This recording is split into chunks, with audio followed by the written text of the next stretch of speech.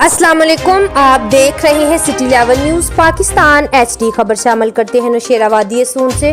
हमारे नुमाइंदा मलक ज़ाहद फरूक अवान की रिपोर्ट के मुताबिक गुज़श्ता दिनों से वादी सून में अवान कौम अफगानी पठानों के दरमियान तनाज़ा चल रहा है। इस ज़िम्मे में वादी सून प्रेस क्लब नौशेरा में मुस्लिम लीग काफ नायब सदर पंजाब मलक अलियास अवान ने प्रेस कॉन्फ्रेंस की। उन्होंने कहा कि अवान कौम के साथ शाना बशाना खड़ा हूँ। जो अवानों का फैसला होगा मैं उसका पाबंद हूँगा। ये कभी बर्दाश्त नहीं करूँगा। अवान कौम के तमाम मसाइल फौरी तौर पर उठाऊँगा। बहुत जल्द वज़ीर आला पंजाब चौधरी परवेज़ इलाही से अगले चंद दिनों में मुलाकात करके गुजारिश कर दूँगा कि पहली तरजीह पर वादी सून के अवानों का दरीना मसला हल किया जाए।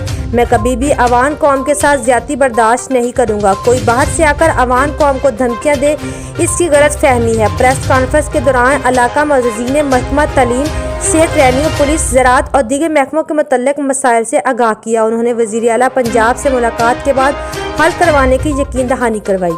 मज़ीद खबरों के लिए देखते रहिए city level news Pakistan HD।